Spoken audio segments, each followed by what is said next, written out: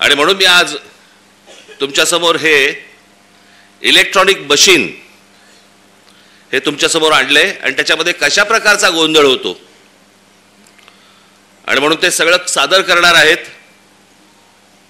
मी पहिलं नाव विसरलो, पटेल ना,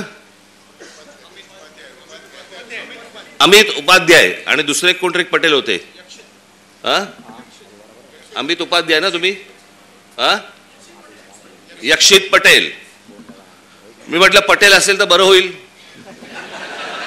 नंतर त्रास नाही होणार त्यांना. त्याच्यामुळे मी श्री उपाध्याय आणि पटेल यांना मी इथे व्यासपीठावरती यायला विनंती करतो. या आपण.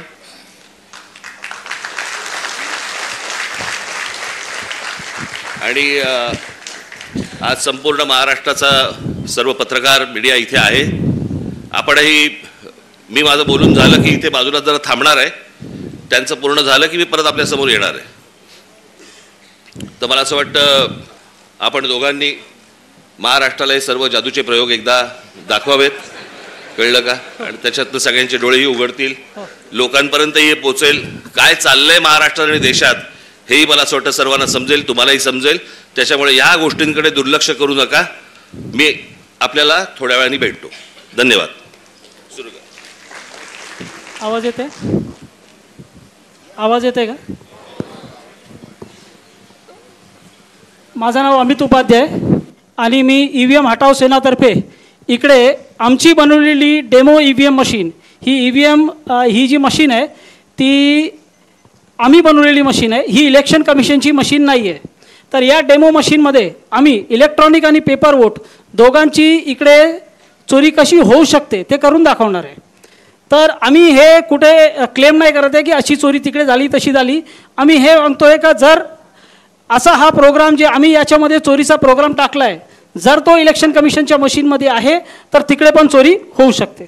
तर ही मशीन जी आहे ती राहुल चिमनभाई मेहता यांनी बनवलेली आहे आणि त्यांचा जो क्वालिफिकेशन आहे ते दिल्ली IIT पासून पासआउट सॉफ्टवेअर इंजिनियर आहेत आणि त्यानंतर जाऊन त्यांनी US मध्ये कम्प्युटर सायन्समध्ये मोठी डिग्री घेतली आहे. त्यांना ही चोरी जेव्हा समजली त्यावेळी हे डेमो मशीन त्यांनी बनवली आणि या डेमो मशीनमध्ये आता आम्ही थेट काम चालू करू आणि आपण काय चोरी कशी होऊ शकते ते बघू. आता हे डेमो चालू करण्याचा अगोदर हा आपला VVPAT आहे. VVPAT म्हणजे ज्याच्यामध्ये आपल्याला पावती दिसते. हा बॅलेट युनिट आणि कंट्रोल युनिट आहे. बॅलेट म्हणजे जिकडे आपण बटन दाबतो आणि कंट्रोल युनिट म्हणजे ज्याच्यामध्ये इलेक्ट्रॉनिक वोट जाऊन सेव्ह होतात.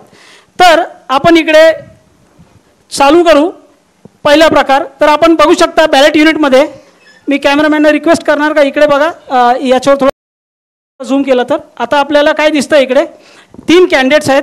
एक आपला सफरचंद आहे, केळा आहे आणि कलिंगड आहे. आणि आपण आता डायरेक्ट वोटिंगला लागू. तर वोटिंग चालू करण्याच्या अगोदर मी सगळ्यांना दाखवतो पहिले हे VVPAT उघडून का VVPATमध्ये कुठलीही पावती नाही आहे. VVPATमध्ये पहिल्यापासून कुठलीही पावती नाही आहे, म्हणजे कुठलीही वोटिंग नाही झाली आहे. तर आपण इकडे आता वोटिंग चालू करू आणि जे आपण वोट करणार त्याची पावती आपण इकडे बघणार आणि मग आपण कन्फर्मेशन करणार का आपल्याला ती पावती दिसली आणि त्यानंतर मग आपण सगळं चेक करणार का पुढे काय होतं. तर मी इकडे सगळे बघू शकता की मी केळ्याला मत दिलं आणि सगळ्यांना केळ्याची पावती दिसते का कन्फर्म करा. मग आपल्याला केळ्याची पावती दिसली म्हणजे पहिला वोटर आला आणि त्याने केळ्याला मत दिलं आणि त्याला केळ्याची पावती दिसली. आता तो समाधानी झाला आणि तिकडून गेला तर आपण काय बोलू नाही शकत का काय त्याच्यामध्ये प्रॉब्लेम आहे. त्यानंतर दुसरा वोटर येतो. दुसरा वोटर पण समजा असा आहे का तो एकच फॅमिलीचा आहे किंवा एकाच एरियाचा आहे आणि एकाच मानसिकतेचा आहे, तो पण केळ्याला मत देतो असा होतो. आता परत समजा मी केळ्याला मत दिलं तर आपण बघू इकडे आपल्याला काय दिसतं, परत केळ्याची पावती दिसली. या प्रकारे 2 वोटर आले, दोघांनी केळ्याला मत दिलं आणि केळ्याची पावती पण बघितली. आता ते समाधानी होऊन गेले. त्यानंतर आपण काय करतो, आपण एक मत कलिंगडला देतो. आता कलिंगडला मत दिलं, आपण परत कलिंगडची पावती कन्फर्म करू. आपल्याला कलिंगडची पण पावती दिसली. या प्रकारे 3 वोटर आले, 2 केळ्याचे आणि 1 कलिंगडचा. त्यानंतर चौथा वोटर येतो आणि चौथा वोटरनी पण कलिंगडला मत दिलं. अशा प्रकारे 2 वोटर केळ्याचे आणि 2 वोटर कलिंगडचे. आता 4 वोट झालेत. आपण तिसरा कॅन्डिडेट जो आहे केळा सफरचंद, त्याला आपण एक मत त्याला पण देऊ. मग आपण सफरचंदला पण मत दिलं. आता सफरचंदची पण पावती बघा. असे 5 वोटर आले. सगळ्यांनी आपला वोट केलं. 2 केळ्याचं, 2 कलिंगडचं आणि 1 सफरचंदचा. याप्रमाणे वोटिंग झाली. आता समजा इलेक्शन संपलाय. आज इलेक्शन होता, इलेक्शन संपलं. 3 दिवसानंतर आपण इलेक्शनचा निकाल बघू. पहिले आपण जो इलेक्शनचा निकाल बघणार तो इलेक्ट्रॉनिक वोट असेल. तर इलेक्ट्रॉनिक वोट म्हणजे जे आपल्याला दिसत नाही आणि त्याची काउंटिंग काय दाखवते बघा. मी कॅमेरामॅनला रिक्वेस्ट करणार का ते फक्त या LED वर झूम करा तर सगळ्यांना तो निकाल दिसेल. निकाल असा येतोय का 3 वोट जे आहे ते सफरचंदाला भेटले आहेत, 1 वोट जे आहे ते केळ्याला भेटलं आहे आणि 1 वोट जे आहे ते कलिंगडला भेटलं आहे. पण आपण काय वोट केलं होतं हे आपल्याला माहिती आहे. 1 वोट आपण केला होता सफरचंदला आणि 2 केले होते केळे आणि कलिंगडला आणि आपण त्याची पावती पण बघितली होती. तर आपण आता बघू की याच्यामध्ये आपल्याला काय दिसतंय.